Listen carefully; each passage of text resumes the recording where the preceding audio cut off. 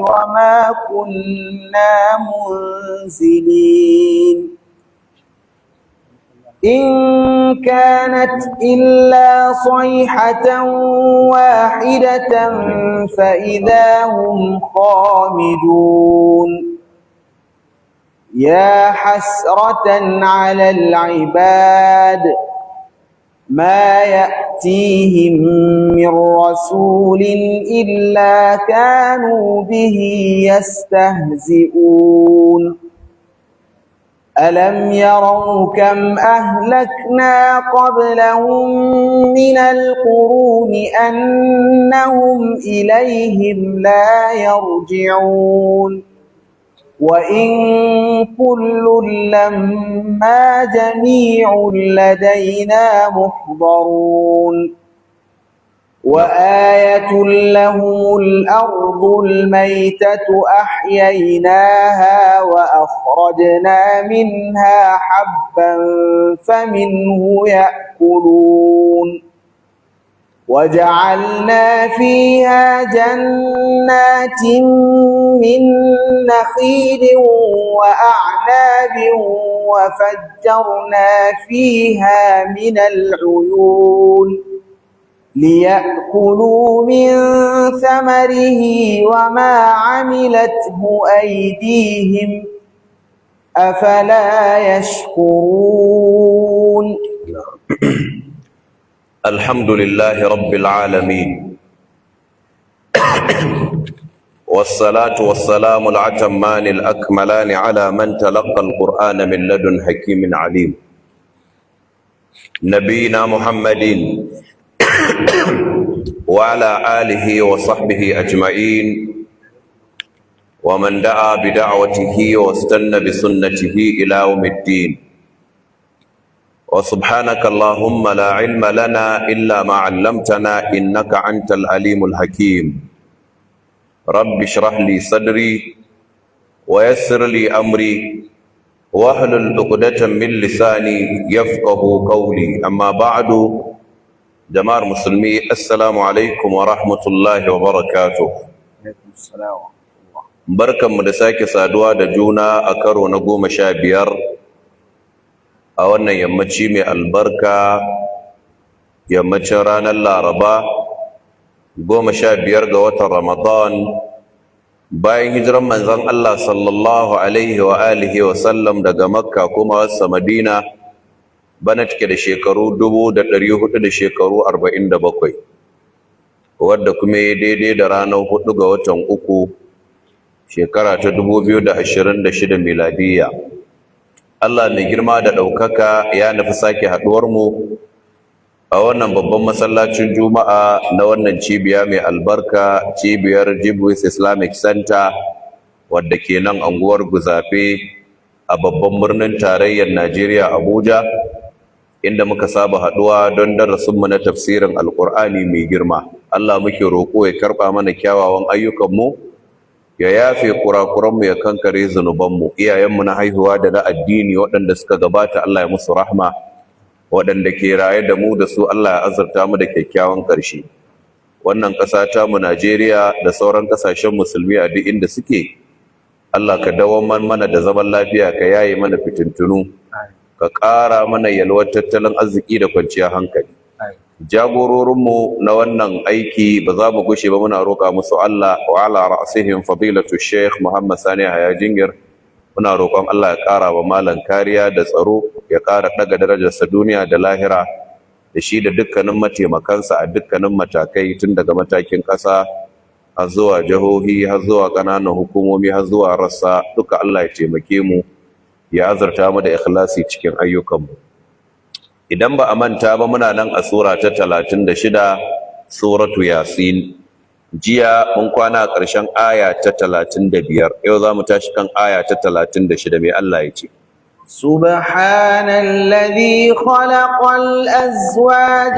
كلها مما تنبت الأرض ومن أنفسهم سبحان الذي خلق الأزواج كلها مما تنبت الأرض ومن أنفسهم ومما لا يعلمون.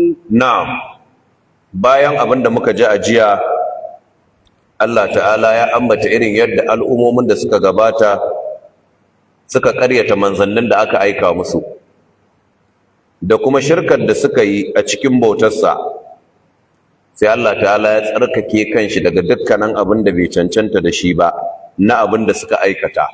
Allah ya ce subhanallazi, tsarki ya tabbatar ma wanda khalaqal azwaja, ya halicci nau'ukan abubuwa kullaha dukkaninsu, ya yi su ma'aura, ya yi su jinsi biyu. Mimma tumbitul ardu, tun daga abin da ƙasa take fitarwa na shuka, Allah ya yi jinsi biyu, akwai namiji akwai mace. Wa min anfusihim, haka nan daga kawunansu su mutane, su ma haka Allah ya yi su nau'i biyu, akwai namiji akwai mace.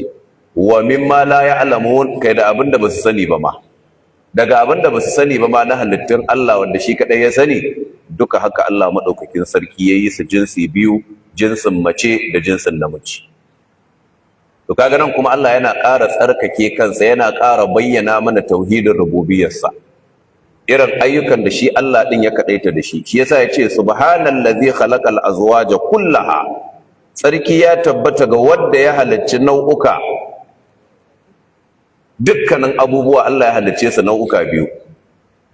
Sai Allah ka maka misalin irin abubuwan da ya yi su nau'i biyu, ya ce mimma tumbitul ardu, daga abin da ƙasa take fitarwa har shuka, nau'i biyu Allah ya, akwai namiji akwai mace. Wa min anfusihim, haka daga kawunansu su ma mutane, yanzu ga mu maza nan kuma Allah ya jinsin mata. Wa mimma la ya'lamuna, kai haka da abin da ba su sani ba ma. Idan kana so ka sauƙaƙe ma kanka wannan fassarar, ɗauko ayan nan da ta zo a suratul zariyat. Me Allah ya ce, wa min kulli shay'in ومن كل شيء خلقنا زوجين لعلكم تذكرون. Allahu akbar. Allah ya ce wa min kulli shay'in, kai daga dukkan komai ma, kaga an sauƙaƙa maka. Allah ya ce khalaqna zawjayn, mun halicce su ma'aura biyu, ma'ana jinsin biyu da ka iya auren juna, da jinsin namiji da jinsin mace. La'allakum tadhakkarun, dan kuwa azantu. Ba zai wahala ganewa ba idan ana maka bayanin a cikin mutane Allah ya halicci namiji da mace, ba za ka yi mamaki ba. A cikin aljanu Allah ya halicci namiji da mace, ba za ka yi mamaki ba. A cikin dabbobi ma Allah ya halicci namiji da mace, wannan duk ba zai baka mamaki ba. Dan ka san akwai zakara akwai kaza, ka san akwai rago akwai tinkiya, ka san akwai akuya, kuma ka san akwai bunsuru, ka san akwai sa namiji akwai saniya ta mace, wannan duk an sani. Kuma an san a cikin waɗannan dabbobin da na lissafa, an san jinsin da ke haihuwa da jinsin da bai haihuwa, kamar mutane. An san cewa sa namiji bai haihuwa amma mace tana haihuwa. An san cewa zakara baya kwai amma kaza tana yin kwai, kaga nata nau'in haihuwa kenan. To amma nan da Allah ya tashi bayani sai ya ce mimma tumbitul ardu, daga abin da ƙasa take fitarwa. To nan kila ta yi maka wahala kace, to yanzu shuka ma akwai namiji akwai mace, ƙwarai kuwa. Gashi Qur'ani ya gaya mana wannan sama da shekara 1400, kuma babu wanda yake musun wannan sai wanda ya jahilci abin. Hatta abokance sun tabbatar da wannan abin da Alƙur'ani ya faɗa, cewa shuka ma nau'i biyu aka yi ta, akwai namiji akwai mace. Yasa idan ka je ka samu ƙwararrun wayanda suka karanta ilimin da ake ce mai botany, plant biology kenan, sai su gaya maka cewa shuka gaba ɗayan ka shiga duniyar shuka, domin shuka ma wata duniya gare ta yadda ka san mutane da dabbobi, plant kingdom. Zaka ce shi kanshi plant kingdom ɗin ya rabu zuwa gida 6, duk plants ɗin da ka gani ba sa wuce nan. Su ce akwai algae ko talophytes, akwai bryophytes, akwai pteridophytes, akwai gymnosperms, akwai angiosperms. Waɗannan su ne plants ɗin duniya gaba ɗaya. Ga tsakanin waɗannan plants ɗin na duniya gaba ɗaya kuma, wannan characteristics ɗin na living things su ma duk suna yi. wadda tun kana makaranta a primary ko a secondary sai a ce ma an kana so ka sauƙaƙe ma kanka ɗauki Mr. Niger D ya hokatar da kai. Za a ce maka akwai movement, akwai respiration, akwai nutrition, akwai excretion, akwai irritability, that is response to stimulus. To bayan nan kuma akwai death. Waɗannan characteristics ɗin guda 6 ko guda 7. Movement, respiration, nutrition, excretion, growth, irritability, reproduction and death. Waɗannan.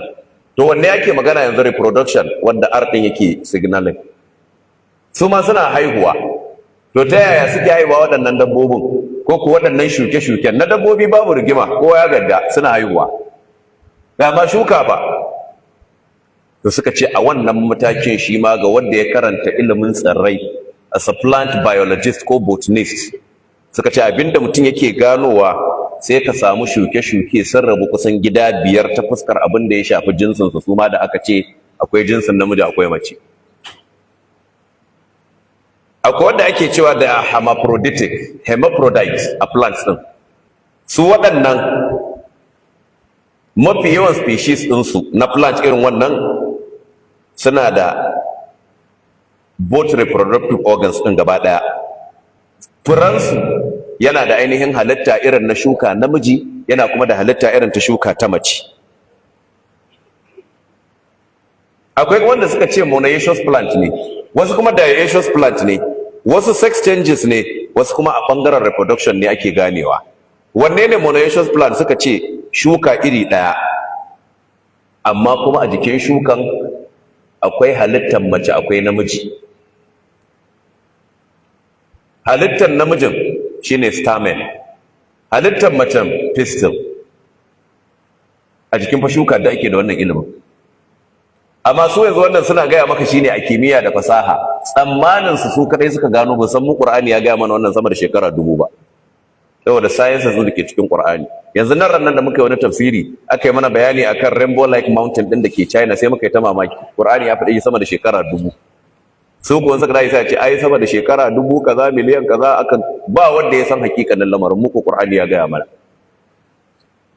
Shi yasa wannan abin da nake faɗa ba ma sai scientists ba, ƙwararrun manoma ma sukan gane, musamman masu noman dabino.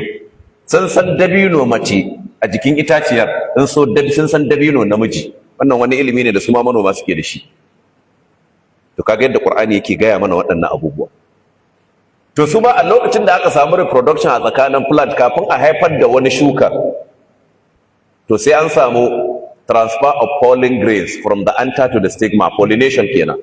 Pollination has to take place to fertilize eggs in the female plants, in the female flower. To daga nan sai a samu seeds, sai a samu fruits. Daga nan shikenan sai su ma su haihu. To kaji yadda Allah ya bayani. Kaman wannan pollination din da ake faɗa, pollen grains shine kaman maniyin itace, maniyin shuka, wanda ba shine irin na ɗan adam ba kuma. Allahu akbar. Kaje da Alqur'ani yake tsatsage mana bayani filla muke ganewa. Shi yasa duk wanda Allah ya yi shi musulmi, ya bashi Alqur'ani, to idan ya tsinduma a kimiyya da fasaha, in ya sa Qur'ani a gaba ko, to sai ya taimake shi wajen gano al'amura cikin sauki. Akwai wasu misalai guda biyu da aka samu wani ƙwararren scientist da zan bamu da ya taɓa bincike a kansu, amma ya kasa ganowa. Ya ce shi ya gano cewa idan mutum ya kwanta yana bacci, akwai wani abin da yake fita a gangan jikinsa, amma ya kasa gano meye abin nan, kuma ya rasa inda zai samu information a kai. Amma dai shi ne experiment ɗin shi ya gano masa. Mu ko Qur'ani ya gaya mana shekarun da yawa. Me wannan abin da yake fita? Ruhi ne, rai ne. Allahu ya tawaffal anfusa ne hina mautiha wallati lam tamut fi manamiha fayumsiku allati qada alaiha almaut wa yursilu al-ukhra ila ajalin musamma. Amma inna fi dhalika laayatin liqaumin yatafakkaruna. Allah ya ce Allah shine yake karɓar rayuka lokacin mutuwarsu, da kuma wacce bata mutum ba a lokacin baccinta. Idan Allah ya karɓi ran wacce aka hukunta za ta mutu, sai Allah ya rike ran, sai numfashi ya bi ta, shikenan ba zai tashi ba. Wacce kuma ba hukunta za ta mutu ba, sai Allah ya dawo mata da ran zuwa ga ambataccen ajalin da aka ɗiban mata. To kaga Qur'ani ya faɗi wannan cewa rai ne yake fita amma shi ya kasa gano rai. To amma me yasa ya kasa ganowa duk binciken shi na sciences? Shi ma Qur'ani ya faɗi dalili.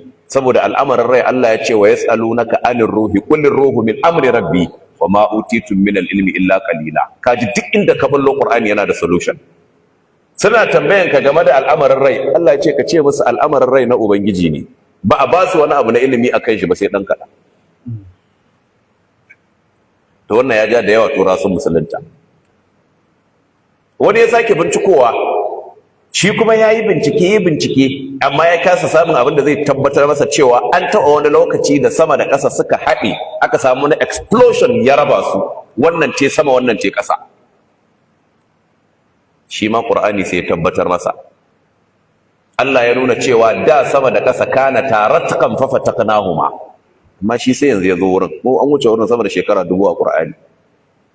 To idan da daga kawo muku irin waɗannan misalan na abin da ya shafi sciences, ka je ka yi bincike sai Qur'ani ya zo ya faɗa. Sai ka je ka yi bincike sai Qur'ani ya gaya maka haka, sai ka gane cewa ashe Al-Qur'anin nan gaskiya ne da Allah ya ce ma farratna fil kitabi min shay. Duk abin da kake bukata na ilimi yana cikin Al-Qur'ani. Duk binciken da ya gagara da an zo cikin Al-Qur'ani sai a samu. Haka kuma sunnar Annabi sallallahu alaihi wasallama. Da Annabi ya faɗa a hadisi ya ce idan kare ya sanya harshe a ƙwaryar ɗayan ya yi lallagi ya sa harshe, da Annabi ya ce ya wanke wannan ƙwaryar ko kwanan sau 7, ko dai a wanki na farko a wata riwayar ko a wanki na ƙarshe ya sa ƙasa. Shi ma nan sai aka yi binciken ko da aka yi suka sa ruwa a kwano ko a ƙwarya suka ba kare ya sa harshe, sai aka yi amfani da microscope aka sa, sai suka ga ƙwayoyin cututtukan da idansu ba zai iya ɗaukawa. Daga manzo Allah ya faɗi wannan sama da shekara 1000 kafa kirkiro microscope. Sai suka sa omo da komai duk wani detergent da ka sani aka wanke ƙwaryar sai aka zuba ruwa, sai aka sake sa shi under microscope, wallahi cututtukan da suka gani sun tsorata. Amma ana koma aka yi applying formula nan da manzo Allah ya bayar a sa ƙasa, da suka sa microscope ba komai. Kaga mu musulmi ba abinda zamu ce da Allah sai alhamdulillah ala ni'matil islam wal iman. Mun gode ma Allah da ni'imar da ya mana ta musulunci da imani. Kai kana nan kana ta ƙarya boko, ga boko na Qur'ani tsundum. Kana can kana ta ƙarya kai ka kware a sciences, ga sciences na Qur'ani yana maka bayani. Kalli yadda ake mana bayanin plant biology, kalli yadda ake gaya mana reproductive system of plants yanzu anan. Kalli yadda ake gaya maka bayani akan monoecious and dioecious plants anan duka. Ana maka bayani akan stamens and pistils a plant, duk gashi Qur'ani yana gaya mana. To kaga duk mutumin da ya ƙara zurfi a ilimin boko sai ya ƙara girmama Allah, ya ƙara tsayanta Allah, ce kai lallai Allah abun girmamawa ne. Amma wanda bai san Allah ba, bokon zalla ya sani, sai ya rinka daga kai yana kai duk yanzu fa duk garin nan ba wanda ya san wannan karatun sai ni. Bai san malaman musulunci sun san wannan batun su. To shine Allah yake bayani yace subhanallazi khalaqal azwaja kullaha. Sarki ya tabbata ga wanda ya halicci nau'uka dukkan su ma'aura biyu, mimma tumbitul ardu, daga abin da ƙasa take fitarwa na shuka, wa min anfusihim, haka da kawunan su ma Allah yi su nau'i biyu, wa mimma la ya'lamuna, da abin da ba su sani ba. In ga akwai hikima da Allah ya yi mu nau'i biyu. Shi yasa sai ya shar'anta aure a tsakanin mu da juna. Namiji sai ya auri mace. Kaga akwai hikima. Shi yasa yanzu ƙasashen da suka lalace suke kokarin halatta auren jinsi, Allah ya tsare, suke kokarin kawo luwaɗi da maɗigo. Inda tuntuni duniyar luwaɗi da maɗigo ta karɓa da yanzu mun ƙare. To ba za a haihu ba. Ka gaya min yadda za a samu saduwa tsakanin mace da mace kuma a haihu ta samu ciki, ba zai yiwu ba. Ko da miji zai ɗau ciki ne, ba zai yiwu ba. Saboda abu ne wanda ya yi kama da dabbanci da rashin tunani. Da ma suna nan suna tallan shi har yanzu a ƙasashen duniya. Najeriya nan ma an sha kawo mata talla, Allah ne dai bai yarda an karɓa ba, kuma Allah ba zai yarda ba. Dan musiba ce. Musiba ce. Sai Allah ya halicci mace dan ka aure ta ka samu natsuwa da ita. Ita ma ta aure ka ta samu natsuwa da kai. Shine haka Allah ya tsara. Bai halicci sha'awarka a jikin namiji ba sai ya halitta a jikin mace. Ita ma ba halicci sha'awarta a jikin mace yarwarta ba sai aka halitta a jikin namiji. Kenan da za a ga wani ya canza daga wannan yanayin, to akwai motsuwa fa a tare da shi, ba hankali kenan. Amma maza a kai shi asibiti. Wannan akwai matsala a kwakwalwarsa. Allah ya sauka. To wannan kun ji irin yadda Allah ya zuba mana zunzurutun ilimin kimiyya da fasaha na abin da ya shafi shukoki, wanda shine yake da wahalar gamsuwa, amma na mutane da dabbobi kowa yana ganin wannan azabi. Allah ya sa mu dace. Allah ya ci gaba da cewa وآية لهم الليل نسلخ منه النهار فإذا هم مظلمون na'am والشمس تجري لمستقر لها ذلك تقدير العزيز العليم mujede والقمر قدرناه منازل حتى عاد كالعرجون القديم na'am. Allah madaukaki ya ce wa ayatul lahum, kuma ga wata ayar a gare su su ma har wa yau daga cikin ayoyin da za su ƙara bayyana kaɗaituwar Ubangiji cikin dukkanin ayyukansa. Mecece ayar? Allah ya ce allailu, dare, ita ma aya ce a gare su. Allah ya ce naslahu minhu nahara, muna feɗe yini daga cikinsa. Ɗazu dare ya wuce ko yini ya zo, yanzu ma ga daren da yanzu ya sake zuwa. Ana zaune cikin duhu, Allah ya ce sai mu feɗe yini. Sai zama na daren kamar wani abu ne wanda shi ne asulu. Da Allah ya tashi kawo haske sai ya feɗe yini. Yanzu ka ɗauki fensil za ka feɗe shi. Idan bayan fensil ɗin baƙi ne da duhu, kada sa reza ka faffeke shi sai hasken ya bayyana. To kamar haka Allah yake ma dare da yini. Naslahu minhu nahara, muna feɗe yini daga daren fa izahum muslimuna, sai ga su a cikin duhu. Mana ana cikin yini kawai Allah ya so sai ya fede yini sai ya kawo dare, shikenan sai ya gargare yi duhu. Yanzu kamar yadda an jima yanzu muna tashi nan awa ɗaya yawa sai ka nemi haske ka rasa, ranar ta tafi ta faɗi sai duhu ya zo. Amma kuma abin da zai baka mamaki, mu ɗin da ranar ta faɗin mana a nan wani yankin kuma na duniya yanzu lokacin ranar ta nan kuma sai ya koma da kai ilimin geography, revolutional and rotational movement of the earth or of the sun, yadda ƙasa take juyawa. A lokacin da sunlight ɗin ya fuskanci wannan duniyar, to sai ya zama ya ba waccan duniyar duhu. Lokacin da ya juyo ma wannan duniyar, sai ya ba waccan duniyar haske, kamar yadda muke gani yana faruwa. To shine Allah yake ƙara bayyana mana wannan a cikin Alƙur'ani, yace wa ayatul lahum, kuma ga aya a gare su wanda ke nuna kadaituwar Ubangiji.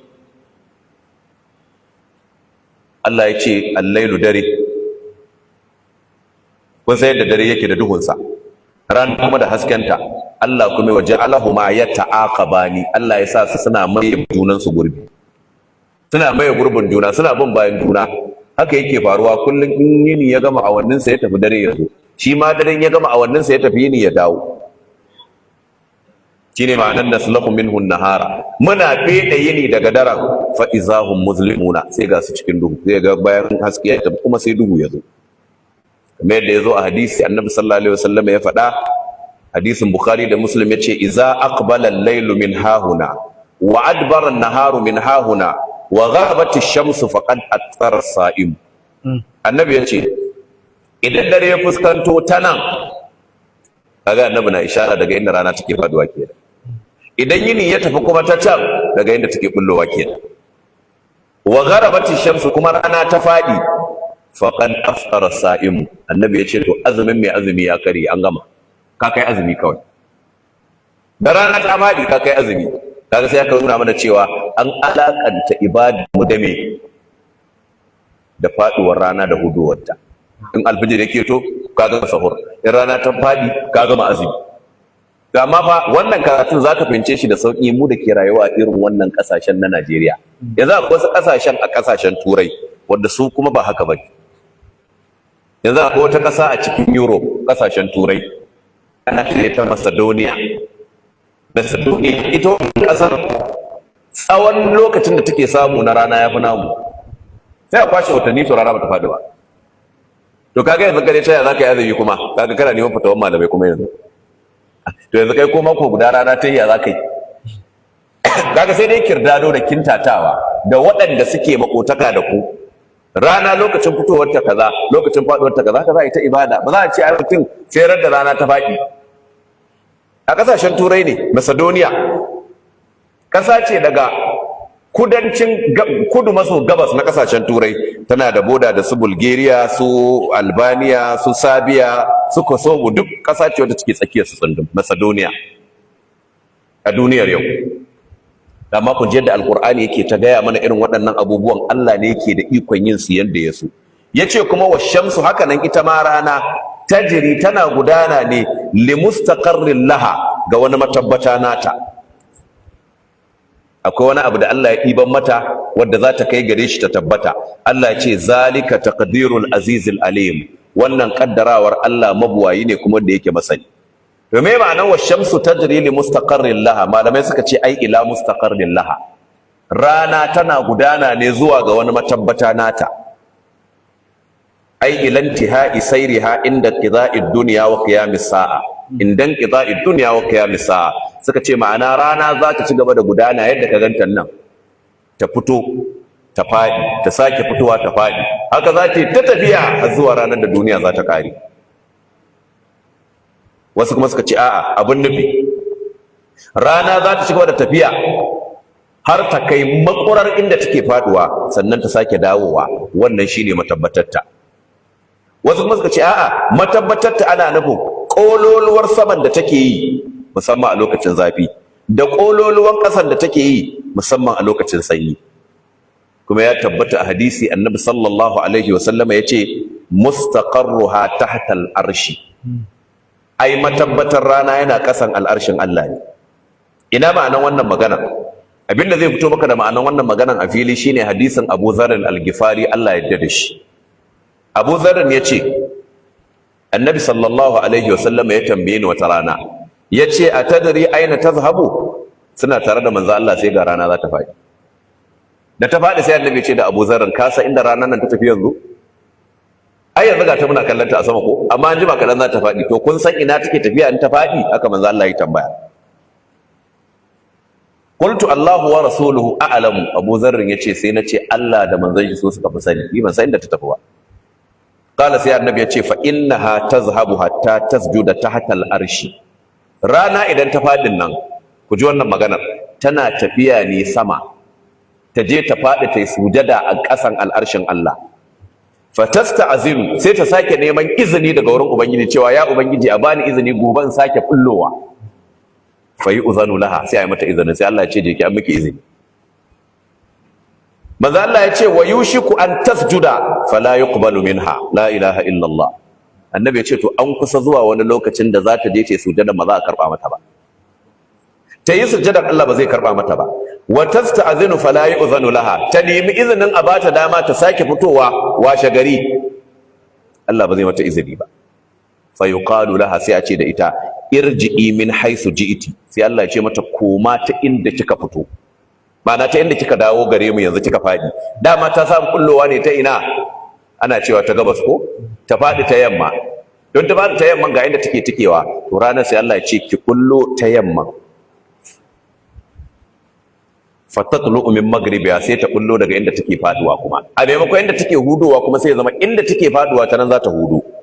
Fazalika qawluhu ta'ala wash-shamsu tajri li mustaqarrin laha zalika taqdirul azizil alim. To wannan shine ma'anar fadin Allah madaukaki, inji al-Imam al-Baghawi, da Allah ya ce rana kuma tana gudana ne zuwa ga matabbatarta. Wannan kaddarawar Allah ne wanda yake mabuwayi kuma mai cikakken sani. Ma'ana matabbatar tata a zancen da aka ranjayar, ta je ta faɗi gaban al'arshin Allah, ta sake karɓan umarni, gobe ta sake fitowa. Ranar da aka ce mata ta hudo ta inda take faduwa, to kiyama ta tsaya kenan. Ranar kiyama ta tsaya, ƙarya kuma ta ƙare. Ranar duk wanda ya ce zai imani ba zai amfane shi ba, duk wanda ya ce zai tuba ba zai amfane shi ba, duk wanda ya ce zai gyara abin da ya bata ba zai amfane shi ba, saboda lokaci ya ƙure. Wata kuma fa Allah ya ce wal qamara, shi kuma wata qaddarnahu, Allah ya ce mu muka kaddara shi manazila, muka kaddara mishi masaukai, hatta ada kal urjunil qadim, har sai a ƙarshe ya koma kamar irin tsimagiyar murlin dabino wadda ta tsufa. In ka sa irin tsimagiyar murlin dabino, haka za a ga shape din shi yayi kaman wata din, sai dai shi a ƙarshen shi idan ya tsufa yana ɗanyen gashi haka. To haka Allah ya ce haka muka yi ma wata shi ba. Me ma'anar wannan magana? Mun kaddara masa masaukai, manziloli mabambanta. Sanda wata yake kullowa sai ya ganshi dan siriri, ko ba kai ba? Ana kwana ana tashi, yana girma har ya kai makurar cikarsa in ya kai daren 14. lailatul badar sai kaga yayi kato kuma yayi girma ya cika yi fari tas Allah ce mu muka kaddara masa haka amma ba lokaci da yake bayyana a haka ba kaɗan to ana nan kuma zai ci gaba da ragewa kuma da ya kai wannan makwarar sai fara rage girma kuma sai fara rage girma hatta adakar urjunil qadim har sai ya koma kamar murlin dabino wanda ya tsufa tsamagiyar murlin dabino wanda ya tsufa to shi ma wata kenan kaga nan ma sai Allah madaukakin sarki ya sake bamu wani ilimi game da abin da ya shafi wata shi kuma ga yadda Allah madaukakin sarki ya tsara shi ga yadda al'amuransa suke gudana domin kuwa rana da wata duk Allah ne ya hore su ya sanya wata yana tafiya lokaci bayan lokaci yake nuna alamta shuɗewan watanni kamar yadda ita ma rana ake gane dare da yini da ita shi wata ana lissafa watanni rana kuma ana lissafa kwanaki da ta bullo ta fada an san yau an gama ana kwana gari yawa za ta sake bullowa kamar yadda Allah ya gaya mana a cikin Alƙur'ani mu je suratul Baqara yace yas'alunaka 'anil ahilla قل هي مواقيت للناس والحج to kun ji a sauƙaƙe Allah ya ce yas'alunaka 'anil ahilla ya manzo Allah suna tambayan ka game da jirajiran wata kul ka ce da su hiya mawaqitu linnasi ai jirajiran wata alama ne na lokuta ga mutane wal hajj da aikin hajji abin da ya shafi wata da ranan kuma Allah sai ya haɗe su a suratu Yunus yace huwa allazi ja'ala ash-shamsa هو الذي جعل الشمس ضياء والقمر نورا وقدره منازل لتعلموا عدد السنين والحساب الله يقول هو الذي جعل الشمس ضياء الله shine wanda ya sanya rana mai haske irin nata hasken wanda ya sha bamban da na wata Allah ya ce wal qamara nuran shi ma kuma wata aka sanya mishi irin nashi hasken wa qaddarahu manazila kuma Allah ya kaddara mishi manziloli me Allah ke nufi a nan wata shi aka kaddara mu haka ina yi kibar haka Allah ya ce li ta'lamu adada sinina dan ku san kidaya ko kididdiga ko lissafin shekaru wal hisab da lissafi yanzu da wata ya bullo ya bace wani sake bullowa sai a ce an ci wata guda in wani ya sake bullowa an ci wata biyu in wani ya sake bullowa an ci wata uku in wani ya sake bullowa an ci wata hudu in wani ya sake bullowa an ci wata biyar da an ci wata 12 sai a ce shekara ta kewaye yanzu daga wancan Ramadan din zuwa wannan watanni ne ɗaya suka dinga bullowa har guda 11 ko ba haka ba na 12 na bullowa muka sake tashi da azumi to haka Allah ya tsara hikimar Allah ne ya tsara mana shi shine ma'anan wal qamara qaddarnahu manazila kuma wata mun kaddara shi manziloli masu yawa me manzilolin shine aka faɗi hikimar a suratul Yunus li ta'lamu adadas sinina wal hisab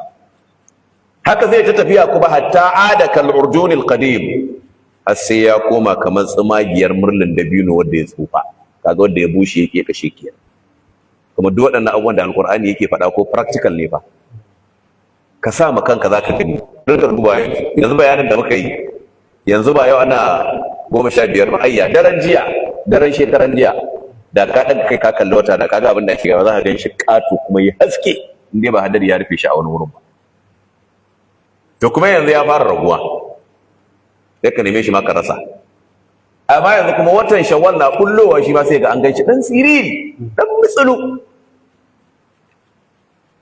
sai ga ya ɗan yi kob haka kamar rabin cycle amma ɗan yi kob haka yake fitowa to shi ma haka tsamagiyar murlan dabino ɗin yake in ya bushe amma bai bushe ba kaga tsaye yake amma in ya bushe sai ya haka wannan ya sa na tuna wata hikaya ta marigayi Malam Abubakar Imam Azariya Allah ya ji kansa wannan malamin mai hikima mai rubuce-rubucen littafai za ga wani littafi da ya taɓa rubutawa ruwan bagaja da aka yi wata muƙabala tsakanin malam zirke da abokinsa saboda tsaba jahilci ya je gari shi ne babban malamin garin amma bai iya komai ba sai mu da hammata aya fa da iya kaɗai kenan kuma haka shine babban malami mai fatawa to kuma shi hikimar da Abubakar Imam yake karantar da mu anan ita ce idan Allah ya daraja mutum a wuri shine malamin sa ya karbu to in ka zo koda kana ganin ka bi shi karatu ka bi shi a yadda yake shi suka sani in ka ce sai ka tona ma asiri a duniya a gane bai iya ba kai ka iya, to sai ka kunyata, sai su yaƙe ka, dan shi su ne malamin su.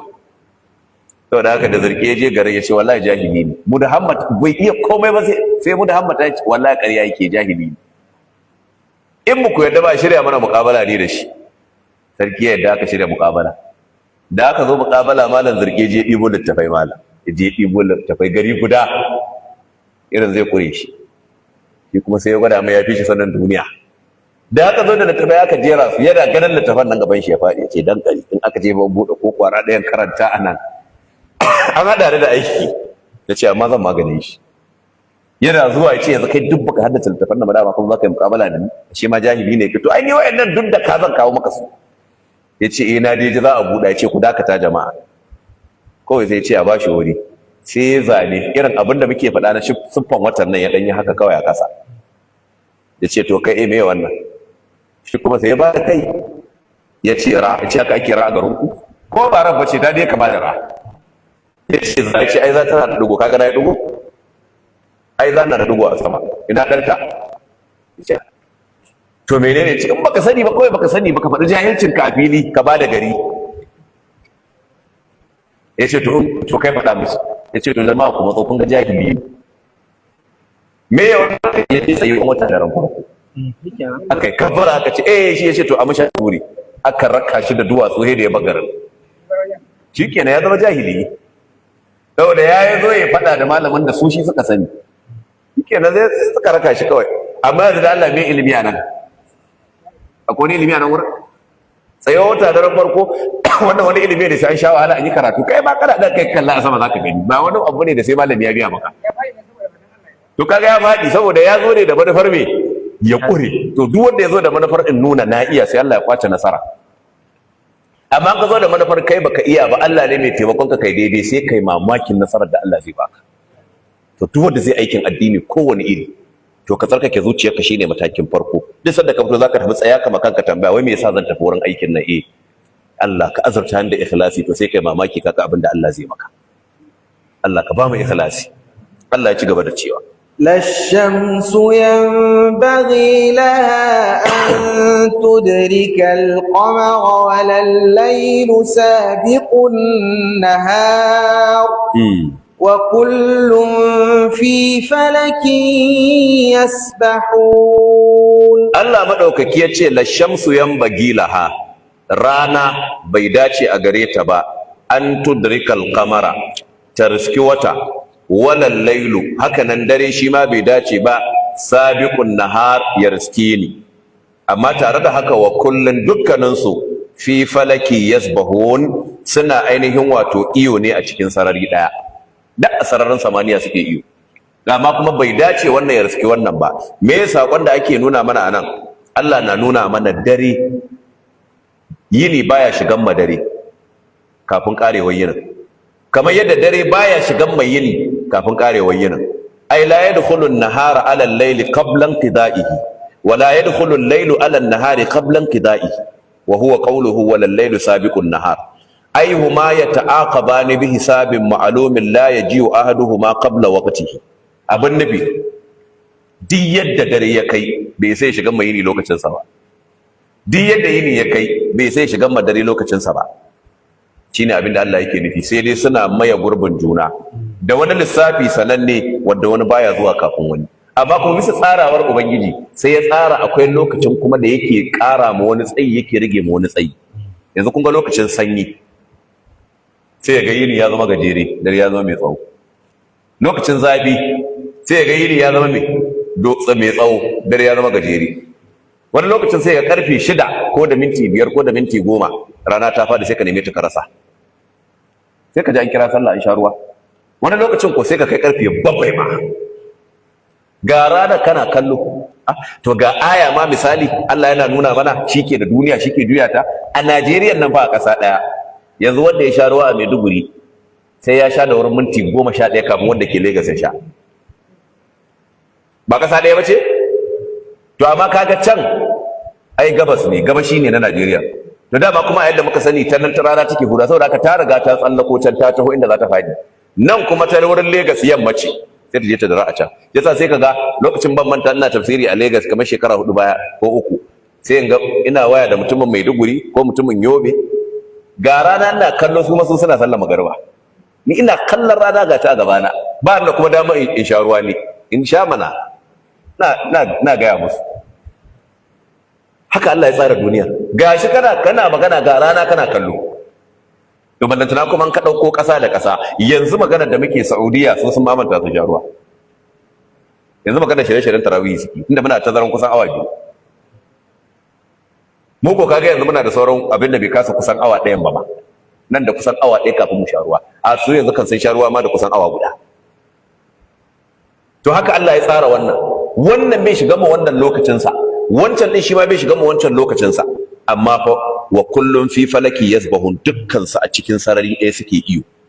Amma tare da haka wannan baya shiga mu wannan ikon sa. Ka kaddara haka ma kowanne sarki ne yana da lokacin sa. To wancan sarkin baya shigo mu wannan harabar mulkin sa. Shi ma wancan baya shigo masa harabar mulkin sa. A wannan da aka ba wancan 12 na yini, dare baya shigo masa, zai kyale shi ga mulkin sa. Shi ma dare a wannan da aka bashi na mulkin sa a wannan 12 sa, shi ma yini ba zai shigo masa ba. Zai kyale kowa ya ci gashin kansa. To Allah ne ya tsara haka, kuma ba yadda za ka ga an samu akasi, saboda aikin na Allah ne ba na mutum bane. Allah ya ci gaba da cewa wa ayatul lahum anna hamalna dhurriyyatahum fil fulkil mashhun وخلقنا لهم من مثله ما يركبون وإن نشأ نغرقهم فلا صريخ لهم ولا هم ينقذون إلا رحمة منا ومتاعا إلى حين. الله مدوكك يتشي وآية لهم كما قاوت ayar a gare su har wa yau, wadda take ƙara nuna ɗayantuwar Ubangiji. Allah ya ce anna hamalna zurriyatahum, mu ne muka ɗauki zuri'arsu waɗanda suka gabata kenan, fil fulkil mashhun, a ainihin wato jirgin ruwan da aka malodi. Malaman tafsiri suka ce nan Allah yana ishara da jirgin Annabi Nuhu. Ai Allah ne ya ɗauki Annabi Nuhu a cikin jirgin ruwa da shi da wanda suka imani da shi, da dabbobin da aka mai umarni ya saka, da shuke-shuken da aka mai umarni, ma'ana dai aka makare jirgin ruwa aka masa lodi. Allah ya ce mu ne muka ɗauke su a cikin jirgin ruwan da aka malodi. Allah ya ce wa khalaqna lahum, kuma muka halitta musu min mislihi, kwatankwacin wannan jirgin ruwan, ma yarkabuna, abinda suke hawa su yawo a kansa. To menene abinda suke hawa su yawo a kansa wanda ya kwatankwacin jirgin ruwa? Wasu malamai suka ce anan arada bihi as-sufunus sighar allati umilat ba'da safinati nuhin ala hayatiha, sune kananan jiragen ruwan da aka yi bayan na Annabi Nuhu. Kaga shi na Annabi Nuhu katan jirgin ruwa ne. To kuma bayan nan Allah ya hore ma dan adam hikimar da yake yin kuma kananan jiragen ruwa da ma waɗanda ake ce musu kwale-kwale, kananan da ake iya shiga a tsallaka gaba zuwa gaba, wanda ba tafiya mai nisa ake a cikin su ba. Allah ne ya hore ma dan adam wannan. Wasu malamai kuma suka ce a'a wa khalaqna lahum min mislihi, kuma muka halatta musu kwatankwacin jirgin ma yarkabuna, abinda suke hawa. Suka ce raƙumi ake nufi anan. Min al-ibl, na raƙuma. Suka ce domin raƙuma su ne jiragen ruwan kan tudu. Su ne kaman jiragen ruwan kan tudu. Yadda ake hawa jirgin ruwa a tsallaka a yi tafiya a cikin ruwa, to haka ake hawa raƙuma, kuma haka ake musu lodin kaya su ma a yawo a cikin ƙasa. Sai dai amma zancen farko ya fi ƙarfi.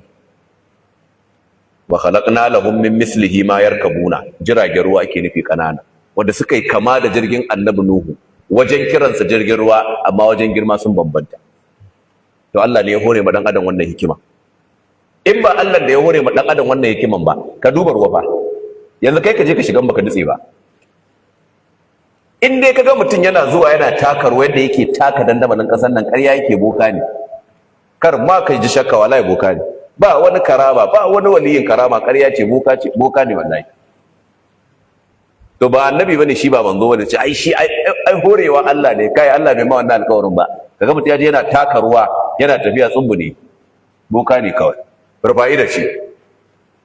To amma sai Allah ya hore ma dan adam kuma jirgin ruwa, shi kuma sai ya dauki mutum din da inda shi ya taka ruwan zai nutse, amma sai ya dauki mutum din da shi da kayansa.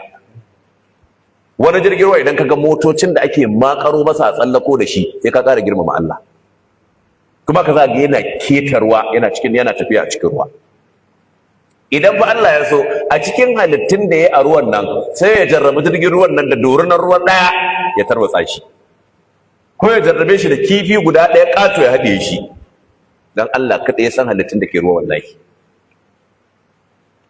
In aka gaya maka girman wani kifin a ruwa ya ka tsorata, sai kai mamaki ka ce zai iya haɗe jirgi kwarai kuwa. To Allah ne wannan aikin. Ya ci gaba da cewa kuma wa inna sha, inda mun so Allah ce nugrikuhum, sai mu nutsar da su. Wa inna sha nugrikuhum, inda mun so sai mu nutsar da su a ruwan. Shi kanshi annabi Nuhu da muka tseratar da shi, da mun so yana cikin tafiya a ruwan nan sai mu nutsar da shi. Ba ma shi ba, duk wani wanda yake yawa jirgin ruwan zai yake yawo, Allah ce inda mun so sai mu nutsar da su. Fala sariha lahum, babu wata kururuwar da za su yi ta neman ɗauki. Da sai mu nutsar da su ta yadda ba dama su yi ihu bare a ji a taimake su. Wala hum yunqazun, kuma ba iya tsiratar da su. In ba mu ba da zai tsiratar da su. Allah ya ce illa rahmatan minna, sai fa dan wata rahama daga gare mu, to wannan sai ya samu tsiratar da su in muka yi nufin jin kansu. Wa mata'al ilahin, da kuma ba su dama su ji daɗi zuwa wani lokaci, ba mu kawo lokacin halakar da su ba, yasa sai ya ga mutum ya shiga jirgin ruwan ya tsallaka kuma bai nutse ba. Allahu akbar. Kalle da Qur'ani ke mana bayanin irin ni'imomin da Allah ya mana wanda sun fi gaban a kidaya su. Yanzu ka dubi jirgin sama, shi ma a sama, in ba Allah ba ke rike da shi. Yanzu kai su ba ka gani in baka duro ba, ba wani force of gravity ba, la kasa zaka yi san ma'ana. Amma sai Allah ya rike jirgi yayi tafiyan awa 10 a sama bai faɗo ba. Ruwa, jirgin ruwa ya tafiyan awa 10 a ruwa ko bai nutse ba. Kuma a iso a tsallaka, kuma ka tsallaka ka ci gaba da harkokinka, in ka dawo ka sake shiga ka tsallaka, baka nutse ba. Allah ne maka wannan aikin. Wallahi wannan kadai ya isa ya sa ka yarda lallai duniyar nan fa akwai mai ita. Ya isa ya sa ka yarda duniyar nan akwai wanda ya mallake ta, ba wai kawai tana tafiya ne haka kawai ba mai ita ba. Wallahi Allah shi ya mallaki duniya. Allah madaukaki ya datar da mu. To yau kuma nan ya kamata mu tsaya, abinda muka karanta daidai Allah ya ba mu ladan shi, inda muka yi kure Allah ya gafarta mana. Bismillahir Rahmanir Rahim. In the name of Allah, the most gracious, the most merciful. Today our golden harvest recited from verse number 36 to verse number 44 in surah number 36, that is surah to Yasin. Almighty Allah says in verse number 36, Subhanalladhi khalaqal azwaja kullaha mimma tunbitul ardu wa min anfusihim wa mimma la ya'lamun. Almighty Allah is glorifying himself now. Allah says, glorified is he. Who is that? Who has created all the pairs of which the earth produces. He created everything in pairs, part of it of which the earth produces, like plants, as well as human, and of that which they know not. And I have explained to you in details that plants also can be categorized into male and female plants. And the process of reproduction, before reproduction takes place in plant, there is also the transfer of pollen grains, pollination, from the male plant to the female plant. From the male reproductive organs of the plant to the female reproductive organs of the plant, the stamen and the piston. I have explained in details that some plants are monoecious, while some plants are dioecious. While some plants even change their gender during their lifetime.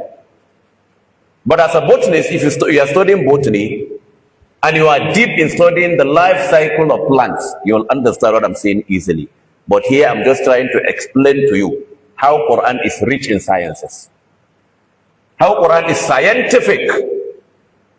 How Quran brought so many experiments scientifically and were proven by the Quran for over 1400 years ago, for over 1400 years ago, with regards to this.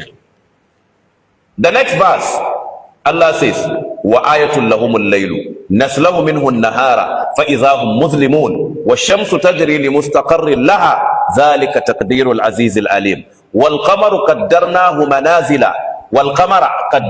مَنَازِلَ حتى عاد كالعرجون القديم لا الشمس ينبغي لها أن تدرك القمر ولا الليل سابق النهار وكل في فلك يسبحون. Allah says, and a sign for them also, the disbelievers, is the night. Which one is the sign? Is the night. Allah says, we withdraw there from the day, and behold, they are in darkness. And the sun runs on its fixed course for a term appointed. That is the decree of Almighty Allah, the All-Knowing. It is the decree of Allah that the sun runs on its orbit to a term appointed for it to run. And the moon, we have measured for it, or we have measured for its mansions, till it returns like the old, dried, curved date stalk. It was started as very little, very small, but it will keep on growing. The 14th night now, Laylatul Badr, it will shine after shining. Then the size will keep on reducing, up to what has been described in this ayah. It is not for the sun to overtake the moon, nor does the night outstrip the day. They all float each in an orbit, in a single orbit. This is in one way or the other trying to give you an orientation, most especially in the field of geography. Today the Quran taught us about botany, that is plant biology, and geography. In brief, the movement of the sun and the earth, the rotation and the revolution, as we all know. The earth takes almost a year for revolution, 365, as they used to say, 1/4 days. But in terms of rotation, it rotates within what? 24 hours, a single day. 12 hours of darkness, 12 hours of light. Allah has explained to us here in the Quran clearly. And another ayah, again, another sign. وَآيَةٌ لَهُمْ أَنَّا حَمَلْنَا ذُرِّيَّتَهُمْ فِي الْفُلْكِ الْمَشْحُونِ وَخَلَقْنَا لَهُمْ مِنْ مِثْلِهِ مَا يَرْكَبُونَ وَإِنْ نَشَأْ نُغْرِقْهُمْ فَلَا صَرِيخَ لَهُمْ وَلَا هُمْ يُنْقَذُونَ إِلَّا رَحْمَةً مِنَّا وَمَتَاعًا إِلَىٰ حِينٍ. Allah says, and again another sign for them is that we carried their offspring in the laden ship. Which one is the laden ship now? Scholars of tafsir are saying Allah is referring to the ship of Nuh alayhi salam. How Allah Almighty carried him and his followers, including the species of plants and species of animals, in that ship, while others were killed, while others were destroyed. For what reason? Because they received, or they refused to accept the message of Nuh alayhi salam. They denied his message. They plotted against him. They mocked at him, as we discussed yesterday. They mocked at him. When he was producing his ship, so that he will enter and live, they were mocking at him, laughing, mocking. Oh, you are now a carpenter? No more preaching. You are now a carpenter. So it is better for you. You might even earn money here. Forget about that, you're preaching. We will not take it. That was how it happens. And we have created for them of the like there. We have created for them of the like there unto, on which they write. Which one? The like of the ship now. Some scholars are saying the like of the ship here is another small ships, boats, that we do climb and cross water and cross rivers. While others are of the opinion that Allah is talking about camels now, because they are like the ships on the earth. You ride them and you carry loads on them, heavy loads. But the most authentic scene is what? The small boats, the small ships you normally use to cross the water. Allah says, and if we will, we shall drown them, and there will be no shout or helper for them, nor will they be saved. If we wish, we will drown them in the water. Nobody will even hear their voice while shouting, seeking for help. But Allah did not will to do that. Not only Nuh alayhi salam, even we now. Whenever you are crossing the water, remember Almighty Allah and testify His oneness. Even the mushrikun, the polytheists, when they enter water, they used to glorify Allah and testify His oneness.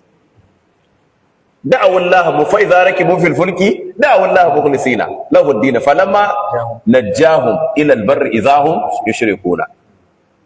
In the sea now, in the ship, while crossing the water, they will say, none has the right to be worshipped but Allah, no deity that has the right to be worshipped but Allah, because they don't want to die, they don't want to be drowned inside the water.